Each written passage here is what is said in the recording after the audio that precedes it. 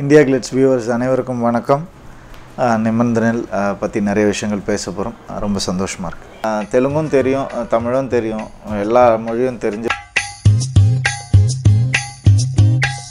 வந்து பாலிடிக்ஸ்குள்ளே இல்லாமல் இருக்கவே முடியாது. அது எல்லாமே எல்லாத்தையும் அஃபெக்ட் பண்ணுற ஒரு விஷயந்தான். எங்கள் அண்ணன் வந்து படம் பார்த்துட்டு சொன்னார், இந்த மாதிரி ஒரு 15 மினிட்ஸ் தான் வருவார், ஒரு 10-15 மினிட்ஸ் தான் வருவார். அது வந்து டெக்னிக்கல் நாலேஜ் இருந்தால் தான் அது பண்ண முடியும். எனக்கு ஏதோ ஓரளவுக்கு டெக்னிக்கல் நாலேஜ் இருக்கிறதுனால எப்படி அது வரைக்கும் வந்து ஒரு ஸ்க்ரீன் பிளே ஜாகிங் போயிட்டுருக்கிற மாதிரியே இருக்கும். அந்த சாங் வந்தோன்னா ரன்னிங் ஸ்பீடில் வந்து பிக்கப் ஆகும். பைக்கில் வந்து இவர் கொஞ்சம் ரூல்ஸ் ஃபாலோ பண்ணுவார். அரவிந்த் சிவசாமின்ற கேரக்டர் வந்து ரூல்ஸ் ஃபாலோ பண்ணுவார். பைக்கில் போய்ட்டுருக்கோம், பின்னாடி சூரிய உட்காந்துட்ருப்பார். இந்த வெயிட்டை மேட்ச் பண்ணுவோன்னு சொல்லிட்டு பிரெத்தை மேட்ச் பண்ணிட்டேன் நான். ஸோ அதனால் அது பார்க்கும் போது உங்களுக்கு அது 200-300 வருஷத்துக்கு அதுவே தான் இருக்கும். இனிமேல் இதிலேருந்து வேறு சேஞ்ச் வரும். நான் இது எப்போவுமே டபுள் ஆக்ஷனை வந்து ஒரு 2 படமாக தான் ட்ரீட் பண்ணுவேன். அது வந்து அது ஏதாவது ஒரு இடத்துல வந்து மர்ஜ் ஆகும். ஸோ நிமிர்ந்தநிலை பொறுத்த வரைக்கும் வந்து அரவிந்த் சிவசாமின்னு ஒரு கேரக்டர், அவர் 20s இருக்கிற ஒரு கேரக்டர். அப்புறம் வந்து நரசிம்மா ரெட்டின்னு ஒரு கேரக்டர், அவர் 40s இருப்பார். ஸோ இவர் வந்து ஒரு டைரக்ஷனை நோக்கி வந்துட்டுருப்பார், அவர் ஆப்போசிட் டைரக்ஷனை நோக்கி வந்துட்டுருப்பார் ஸ்க்ரீன் பிளேயில். ஸோ அந்த ப்ராசஸில் ஒரு இடத்துல சந்திக்கும் போது என்ன ஆகுதுங்கிறது தான் விஷயம். ஸோ ஒரே படத்தில் ஒரு டுவெல் ரோலே மறந்துட்டால் கூட வேறு கேரக்டர்ஸ் எப்படி வேணால் இருக்கலாம். ஸோ அது வந்து அந்த படத்துக்கு எப்படி பொருந்துதுங்கிறது தான் முக்கியம். ஸோ இது வந்து நான் வேறு ஒரு இதுவாக தான் நினச்சி தான் பண்ணேன் நான். அதனால் இது ஒரு டிஃபிகல்ட்டின்றப்போ இந்த உடம்பை கொஞ்சம் 40-year-old character Narasimha Reddy character கொஞ்சம் பல்கியாக காட்டணுங்கிறதுக்காக அது கொஞ்சம் நிறைய கஷ்டப்பட்டேன் நான். ஸோ அதுதான் ஒரு டிஃபிகல்ட்டி ஃபிசிக்கலாக. மற்றபடி ஆமாம், ஒரு நரசிம்மா ரெட்டி வந்து தெலுங்கு ஸ்பீக்கிங் கேரக்டர், அது தெலுங்கில் பேசுகிற மாதிரி இருக்கும். தெலுங்கு வந்து அது தெலுங்கும் தெரியும், தமிழும் தெரியும், எல்லா மொழியும் தெரிஞ்ச ஒரு கேரக்டர், எல்லாத்தையும் பார்த்த ஒரு கேரக்டர் தான் நரசிம்மா ரெட்டி. ஸோ இப்போ இந்த அரவிந்த் கேரக்டரும் அதுவும் சந்திக்கிற ஒரு சுச்சுவேஷனில் என்ன நடக்குதுங்கிறது வந்து ஒரு பீக் பாயிண்ட்டாக இருக்கும் ஸ்க்ரீன் பிளேயில். அது எனக்கு வந்து ரொம்ப இன்ட்ரெஸ்டடாக பண்ணேன் நான். ஸோ டிஃபிகல்ட்டிஸ் இருந்துச்சு. ஆட்டிடியூடில் டிஃப்ரென்ஸ் காட்டணும்னு நினச்சேன் நான் முதல்ல.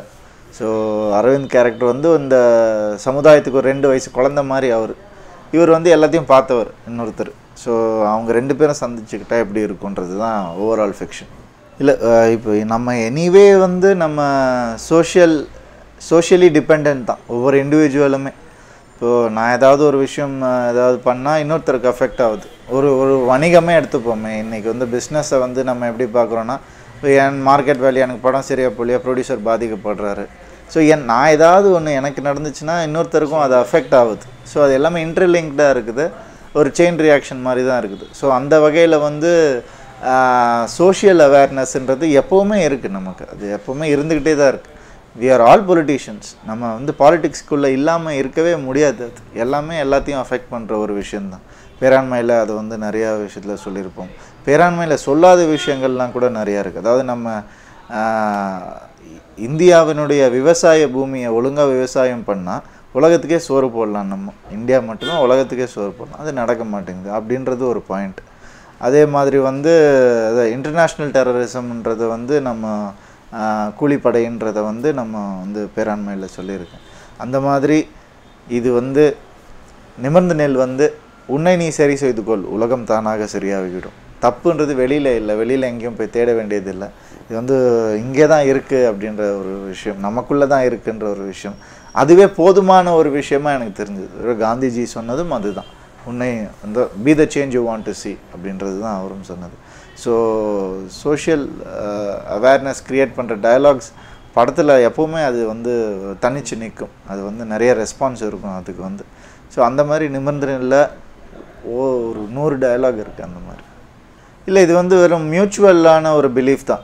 அவர் என்னை வச்சு படம் பண்ணணும்னு நினச்சதும் அந்த பிலீஃப் தான். ஏன்னா என்னுடைய படங்கள் தான் என்னை பற்றி பேசும், அவருடைய படங்கள் அவரை பற்றி பேசும். டைரக்டர் சமுத்திரகனி என்ன வந்து அவ்வளோ அழகான படங்கள் எடுத்திருக்காரு. சோஷியல் ஒரு அவேர்னஸ் இருக்கிற மாதிரி நிறைய விஷயங்கள் அவர் படத்தில் வந்திருக்கு. ஸோ என்னை பொறுத்த வரைக்கும் அது வந்து ஒரு கான்ஃபிடென்ஸ் அவர் மேலே எங்கே வந்துச்சுன்னா, முதல்ல அவர் படங்கள் பார்த்து வந்துச்சு. அதுக்கப்புறம் அவர் நேரில் மீட் பண்ணும்போது, நேரில் மீட் பண்ணுறதுக்கு முன்னாடி அவருடைய ஃப்ரெண்ட்ஸ், எனக்கும் ஃப்ரெண்ட்ஸ் வந்து எஸ்பிபி சரண், வெங்கட் பிரபு, பிரேம்ஜி எல்லாமே அவருடைய ஃப்ரெண்ட்ஸ், அவங்களும் எனக்கு ஃப்ரெண்ட். ஸோ அவரை பற்றி நிறைய விஷயங்கள் சொல்லியிருக்காங்க. அதே மாதிரி சொல்லும் போது அவர் ஃப்ரெண்ட்ஷிப்புக்காக என்ன வேணால் பண்ணுவார், அந்த மாதிரி ஒரு மனுஷன் அவர் அப்படின்லாம் சொல்லியிருக்காங்க. ஸோ அதெல்லாம் வந்து எனக்கு ஆல்ரெடி மைண்டில் இருந்தது. அவர் நேரில் மீட் பண்ணும்போது எங்களுடைய திங்கிங் ஒரே மாதிரி இருந்தது. சினிமாவை நாங்கள் பார்க்குற பார்வை ஒரே மாதிரி இருந்தது. சினிமாவுக்கு நம்ம கெடுதல் பண்ணாட்டி சினிமா நமக்கு கெடுதல் பண்ணாதுன்றது ஒரு விஷயத்தில் வந்து நம்ம சிங்க் பண்ணோம். உண்மையான உழைப்பு இருந்தால் முன்னேறலான்ற ஒரு விஷயம் எங்கள் 2 பேருக்கும் அது பொதுவாக இருந்தது. நிறைய அந்த மாதிரி காமன் விஷயங்கள் நிறையா இருந்துச்சு. அது எல்லாம் தள்ளி வச்சுட்டு ஒரு ஸ்கிரிப்டை எப்படி நரேட் பண்ணுறதுன்றது வந்து ரொம்ப முக்கியமான ஒரு விஷயம் ஒரு சினிமாவுடைய சக்ஸஸுக்கு. அந்த டேலண்ட் அவர்கிட்ட நிறையாவே இருந்துச்சு. அந்த கான்ஃபிடென்ட் அதனால தான் இருந்துச்சு. 2மே சேலஞ்ச் தான் எனக்கு. ஏன்னா அட்லீஸ்ட் நரசிம்மா ரெட்டின்ற ஒரு கேரக்டருக்காவது கொஞ்சம் மீசையை முறுக்கி பல்லில் கரை போட்டு பீடா போடும், அதுக்குன்னு ஒரு பெக்யூலியாரிட்டி அது தனியாக இருந்துச்சு.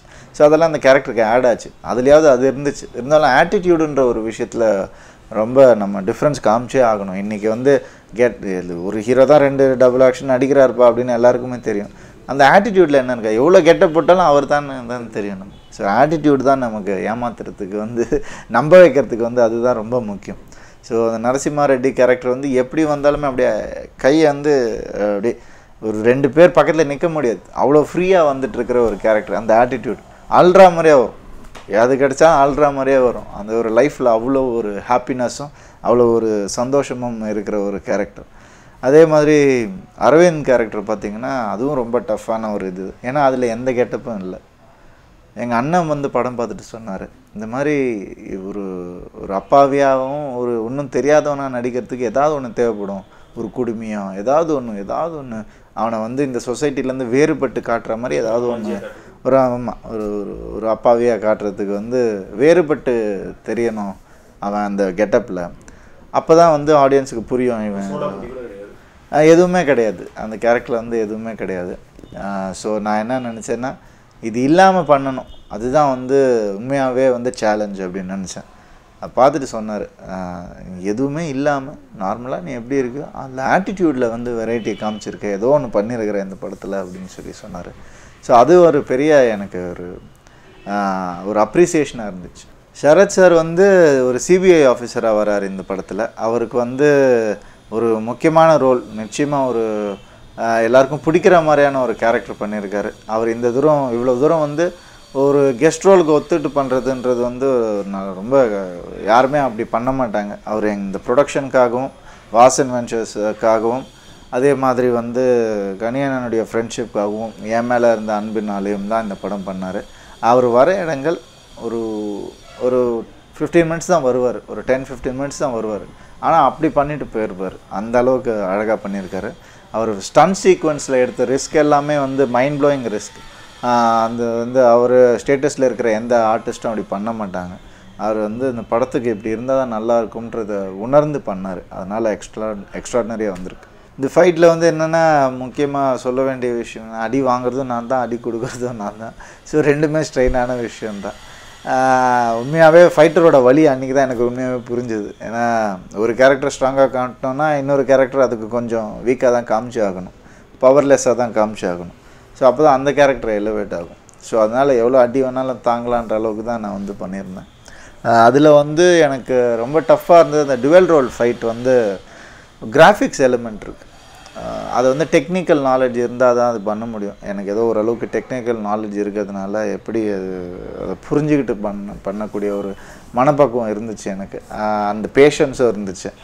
அது ரொம்ப ஸ்ட்ரெயினான வேலை. அது வந்து கிட்டத்தட்ட 25 நாள் எடுத்தோம் அந்த ஃபைட்டு மட்டும். அது ஒரு 3 மினிட்ஸ் 4 மினிட்ஸ் வரும், அவ்வளோதான்.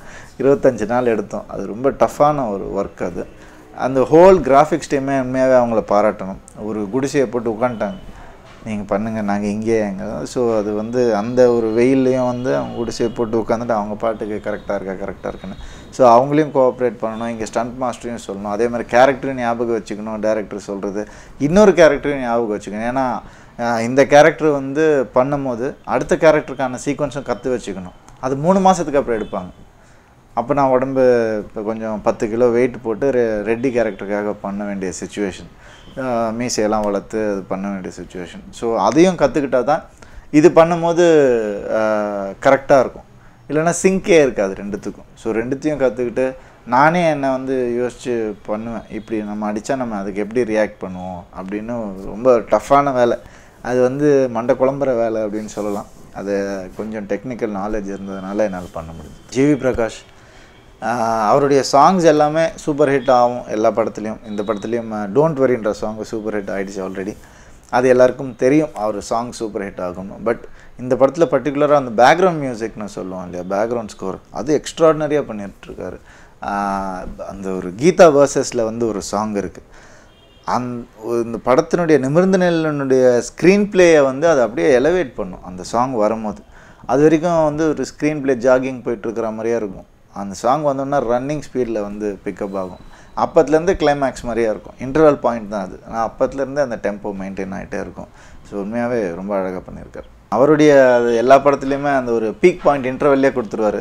ஸோ ஆடியன்ஸ் வந்து ஒரு முழு படம் பார்த்த திருப்தி இன்டர்வல்லே வந்துடும். அது ஒரு நல்ல விஷயம். இல்லை, அமலா பால் வந்து இந்த படத்தில் வந்து அழகாக மட்டுமே இல்லாமல், அழகாகவும் இருக்காங்க, அழகாக மட்டுமே இல்லாமல் அந்த கேரக்டருக்கு அவ்வளோ அழகாக பொருந்திருக்காங்கன்னு தான் சொல்லணும். ஏன்னா நான் படம் பார்த்தப்ப அதான் நான் ஃபீல் பண்ணேன். இனிமேல் அவங்க வர ரோல்ஸ் எல்லாமே character orient roles, female centred roles பண்ணக்கூடிய அளவுக்கு இந்த படத்தில் பெர்ஃபார்ம் பண்ணியிருக்காங்க. ஸோ நிஜமாக நல்ல வண்டர்ஃபுல் பெர்ஃபார்மன்ஸ் பேஸ்ட் ரோல்ஸ் இனிமேல் வரும் அவங்களுக்கு. ஒன்றும் டச் பண்ணாத விஷயமே இல்லை. இது வந்து பல பேர் சொன்ன விஷயந்தான். எதுவும் நாங்கள் புதுசாலாம் எதுவும் சொன்னோம். நரேஷன் தான் புதுசு. டச் பண்ணாத விஷயம் என்ன, நம்ம வந்து எங்கே தப்புன்றது தான் ஹீரோ தேடி போவானே தவிர எங்கே தப்பு இருக்குது என்ன இருக்குது, நம்ம தான் தப்பு பண்ணுறோம். நம்ம தப்பு பண்ணாமல் நம்மளை ஒருத்தர் ஏமாற்றவே முடியாது. நம்ம ஏமாறணுன்றது ரெடியாக இல்லாமல் இன்னொருத்தர் நம்மளை ஏமாற்றவே முடியாது. ஸோ அந்த மாதிரி தான். ஸோ நம்ம வந்து என்ன பண்ண முடியும், நீங்கள் எனக்கு என்ன பண்ணேன்னு கேட்குறத விட நான் என்ன பண்ணேன் மற்றவங்களுக்குன்றதை முதல்ல கேட்டுப்போம். அதுக்கப்புறம் தான் அது ஒரு அதை வந்து ஜனரஞ்சகமாகவும் என்டர்டெயின்மெண்ட் பேஸ்டாகவும் சொல்லியிருக்கோம். அதில் சூரி கேரக்டர் ஒன்று இருக்குது. அதனால் வந்து டைரக்டரோட பாயிண்ட் ஆஃப் வியூ எல்லாம் சூரி பேசும். அப்போ அது ஸ்லோவாக பைக்கில் வந்து இவர் கொஞ்சம் ரூல்ஸ் ஃபாலோ பண்ணுவார். அரவிந்த் சிவசாமின்ற கேரக்டர் வந்து ரூல்ஸ் ஃபாலோ பண்ணுவார். பைக்கில் போய்ட்டுருக்கோம், பின்னாடி சூரிய உட்காந்துட்டு இருப்பார். ஸ்பீட் லிமிட் 30ன்னா இவரும் 30ல் குறைச்சிடும். 60ல் போய்ட்டு வந்து 30 குறைச்சிடுவார். பின்னாடி இருந்து கேட்பாருப்பா, என்னப்பா இதுவா ரூல்ஸ் ஃபாலோ பண்ணுறியா, ஃபாலோ பண்ணுன்னா பஸ்ஸுக்காரன் ஹார்ன் அடிச்சுட்டே இருப்பான் பின்னாடிலேருந்து. தள்ளிப்போங்க தேராயா ஓட்டுறீங்க அப்படின்ற மாதிரி சொல்லுவார். உடனே சூரி சொல்லுவார், நம்ம மட்டும் ஃபாலோ பண்ணால் வந்து எல்லோரும் ஃபாலோ பண்ணால் தான் ரூல்ஸு, நம்ம மட்டும் ஃபாலோ பண்ணால் ஃபூல்ஸு, கொஞ்சம் ஒதுங்க அப்படின்றவர் ஏற்றி விட்டு போயிடுவாங்களா. ஸோ அந்த மாதிரி அதை வந்து இது வந்து ஒரு நல்ல விஷயம். இது ஒரு சோஷியல் அவேர்னஸ் க்ரியேட் பண்ணுற ஒரு விஷயம். ஸ்பீட் லிமிட்டை ஃபாலோ ஆனால் அதை வந்து சிரிக்கிற மாதிரி என்டர்டெயின் பண்ணுற மாதிரியான ஒரு டயலாக் பேஸ்ட் அப்படி பண்ணியிருக்கிறது வந்து இந்த படத்துக்கு ரொம்ப புதுசான விஷயம். பூலோகம் அடுத்தது ரெடி ஆகிட்டுருக்கு. மேக்ஸிமம் ரெடி ஆகிடுச்சு. ரொம்ப நல்லா வந்திருக்கு படம். அது வந்து ரொம்ப ஹார்ட் ஒர்க். அது எல்லா படத்துக்கும் பண்ணுற ஹார்ட் ஒர்க். அதை வந்து தாண்டி ஒரு ஸ்டெப்பு, ஒரு 15 கிலோ வெயிட் போட்டிருக்கேன் அதுக்கு, அந்த கேரக்டருக்காக. ஸோ அது வந்து கொஞ்சம் கஷ்டப்பட்டு பண்ணேன் நான். பார்க்கும் போது வேறு ஒரு ஏரியாவில் இருக்கிற மாதிரி தான் இருக்கும். நம்ம நார்த் மெட்ராஸுக்கே போயிட்டு வந்த மாதிரி தான் இருக்கும். 2 பாக்ஸிங் பரம்பரைக்கு நடுவில் நடக்கிற ஒரு சண்டையும், அது ஒரு ஹீரோ ரைஸ் ஆகிறான்ற ஒரு விஷயமும் தான்.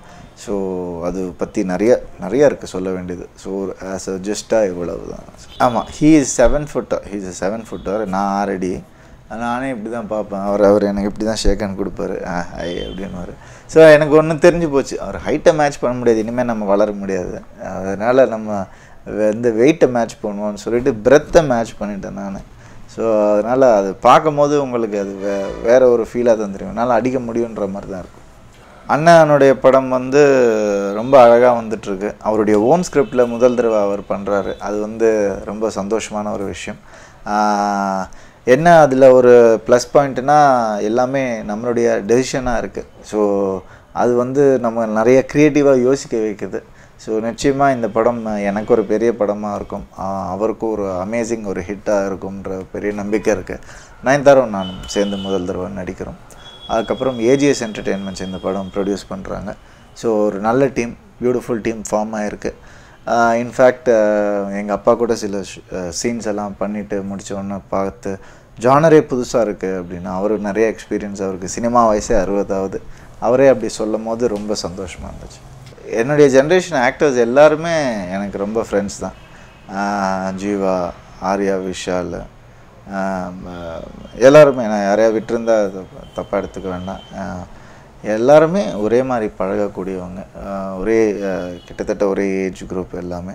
ஸோ அதனால் ஈஸியாக அண்டர்ஸ்டாண்ட் பண்ணிக்க முடியுது எங்களை. ப்ரொடக்ஷன் சைடில் எனக்கு டவுட்டாக தான் இருக்குது. தமிழ் இண்டஸ்ட்ரியோட ஃப்யூச்சர் வந்து, ஏன்னா இன்றைக்கி அந்த வட்டி பணம்ன்றது ரொம்ப ஒரு மேஜர் ரோலாக ப்ளே பண்ணுது.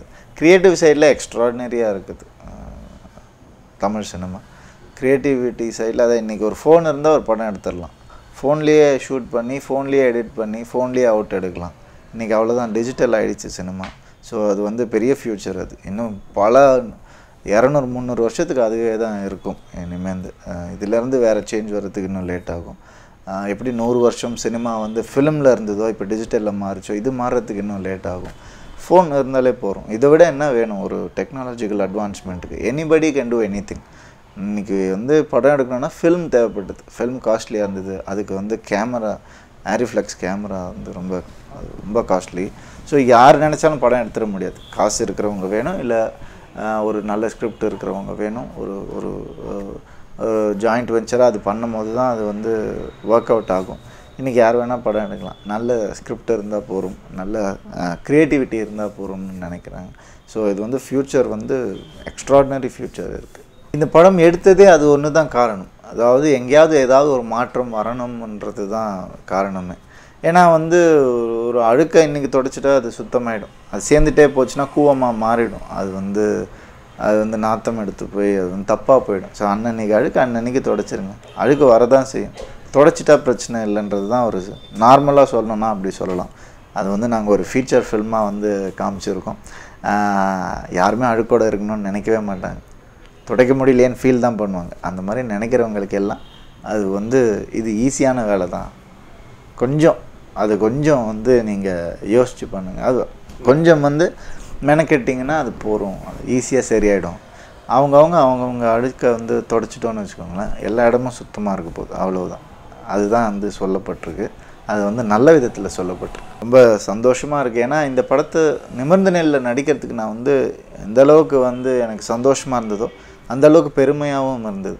நான் ஒரு நல்ல விஷயத்த வந்து சொல்லியிருக்கோம் படத்தில் அப்படின்ற ஒரு பெருமை எங்களுக்கு வந்து எப்போவுமே இருந்துச்சு. அது ஷூட்டிங் ஸ்டேஜ்லேயும் இருந்துச்சு, படம் பார்க்கும் போதும் இருந்துச்சு. இன்றைக்கி வந்து பார்த்தவங்க அத்தனை பேரும் அந்த வார்த்தையை சொல்லும் போது, ரவிக்கு இப்படி ஒரு படம் தான் நாங்கள் எதிர்பார்த்தோம், அது வந்து கிடச்சிருச்சு எங்களுக்கு, இத்தனை நாள் அது இல்லை அப்படின்ற ஒரு சாட்டிஸ்ஃபேக்ஷன் எப்போவுமே இருக்குது. அது வந்து எனக்கு ரொம்ப ஒரு பெரிய ஊக்கமாகவே இருந்துச்சு எனக்கு. அதுக்கப்புறம் இது வந்து ஜனரஞ்சகமான படம், எல்லாருக்கும் பிடிக்கிற மாதிரியான படம், யூ சர்டிஃபிகேட் படம், குடும்பத்தோடு பார்க்கலாம். ஸோ அதனால் எந்த ஒரு காட்சியும் ஒரு நெருடல் எதுவுமே இருக்காது. So clean film for the clean audience. அதனால் நிச்சயமாக அது பிடிக்கும். ஒரே ஒரு ரெக்வெஸ்ட்டு தான், தேட்டரில் போய் படம் பாருங்கள், அந்த திருட்டு விசிடியில் பார்க்காதீங்க. அது எங்களுடைய உழைப்பு, அதுக்கான மதிப்பு கொடுங்க.